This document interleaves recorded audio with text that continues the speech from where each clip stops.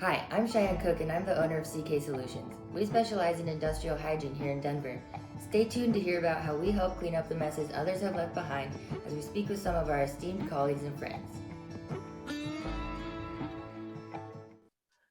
Hey Raul, how are you doing today? Doing pretty good. How about yourself? Doing good. So, thank you for joining us on the CK Solutions Safety Talks. We're happy to have you. And for those of you that don't know who Raul is, Raul actually works with CK Solutions. Isn't that right, Raul? I do. Yep. Going on about a year now. Yeah. So, what exactly do you do for CK Solutions? I do a variety of things. I'm our company's Cabi, which is our certified asbestos building inspector. I'm also our health and safety officer. I go and do site visits for potential bids, and I do some administrative work as well. Nice. So why do you think that safety is important on a job site? Well, safety is important. I mean, the main reason is just to ensure the safety of employers and employees to make sure nobody gets hurt. That's a loss of money, could be a loss of life, loss of limb.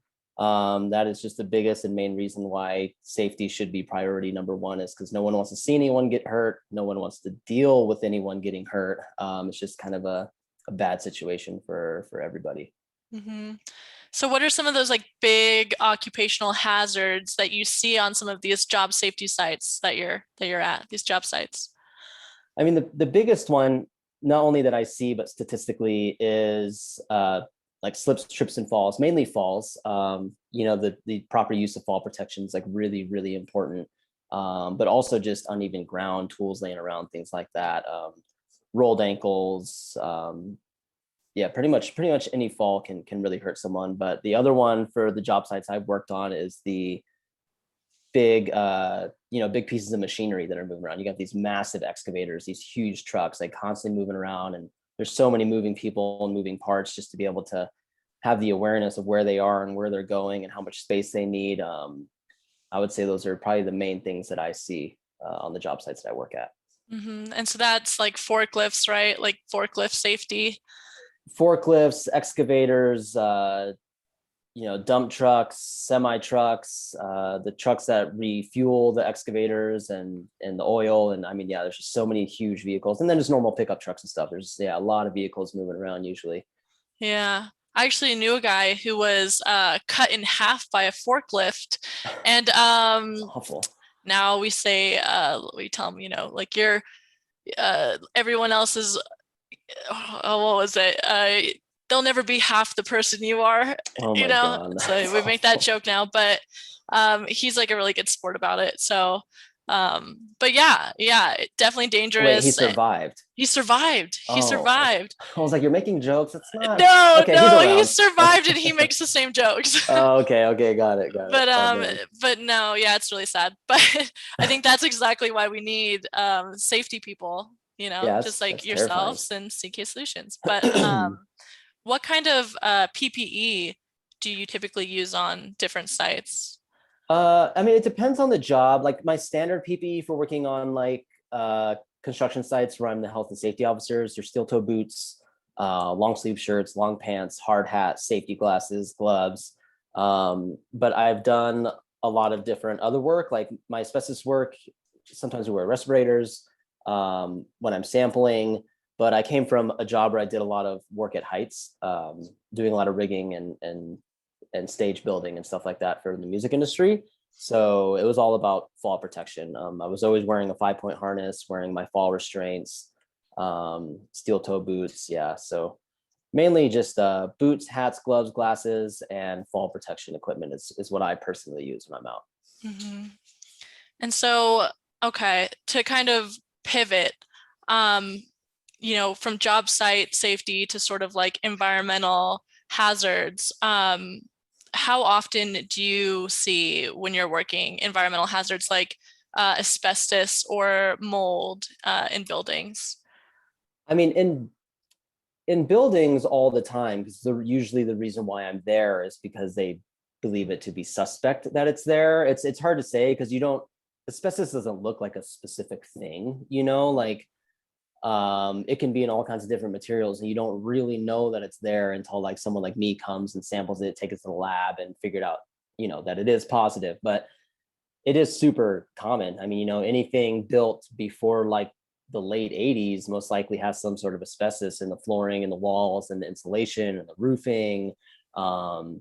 Yeah, could be pretty much in anything. So it is, and mold is also not uncommon. If there's any sort of water damage, if it's not treated right, and I mean like right away, there's a very, very good chance that there's going to be mold somewhere. So it is not uncommon at all to find that in houses, office buildings, really any building whatsoever. So if you find that, do you like have to remove it? Do you know what I mean? Like, is there a certain level to where, okay, now it's becoming dangerous? Well, mold should always be removed. I mean, for the health of anyone living inside, that's not a good stuff to have, if you do disturb it and it's floating around to breathe in. As far as asbestos, I mean, it's not necessarily harmful if it's like encapsulated, if it's like in the walls, if you're not tearing down the wall, like it's totally fine being in there. If it was like the surfacing on your wall and you're agitating it a lot by moving furniture or whatever, it could become harmful. But it's not abnormal to have asbestos in your house, and you shouldn't be completely alarmed to like remove it because it's there. You really only need to be careful to remove it if you're remodeling, renovating, knocking down a wall, anything like that. Then you need professionals to come in and do that for you, because that's not something you should just take a sledgehammer to and throw it in your trash. You can't do that. It's regulated. It needs to be disposed of and handled properly. Yeah, and that was actually my next question. Like, what should someone do if they find asbestos on their property? Isn't radon kind of a big thing? I was like talking to someone recently, and they're like, yeah, there's a good chance if you live in a basement, there's like radon. But like, I honestly don't mess too much with that, or haven't at least. But as you're saying, if someone finds asbestos, that's the hard thing, is like, you don't know it's there until you've sampled it. Like I could have surfacing on my wall that looks exactly like surfacing on your wall, and yours could be filled with asbestos and mine not. You don't know until you sample it. So really, if you're doing any sort of home repair or remediation or renovation, I mean, before you tap into any walls or any flooring, you should always have someone like me or someone like our company who is a Cabi, who's certified, state certified, to test that material, to come out and test it before you do anything. It's all you can do is really end up harming yourself if you do that. But it's regulated, where if you are doing a certain amount of renovation, you have to have someone like us come out and do that before you do it, or else you're kind of breaking the law a little bit. Okay, yeah. So that was actually one of my next questions too, is why might someone need a health and safety officer? And so I think you did touch up on that a little bit, but what's more so on safety, why might someone need a safety officer?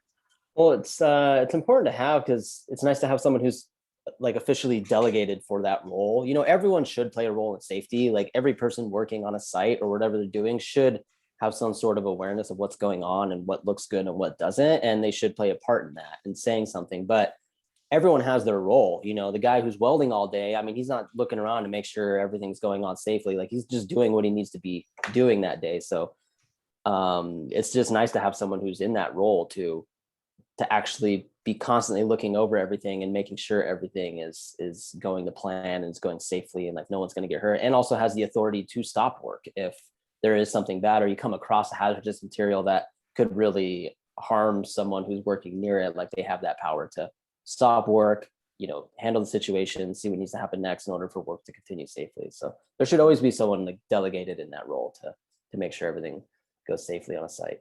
And so that's what you do, right? That is what I do sometimes. Yeah. Cool. So yeah, I mean, it was great talking to you today, Raul. And for those of you that might need a Cabi or a health and safety officer, Raul is your guy. CK Solutions, Safety Talks endorses it, of course. So yeah, thank you, Raul, for talking today. Yeah, you're welcome. Thanks for having me. Yeah, we'll talk to you later. Sounds good. Okay, bye. Bye.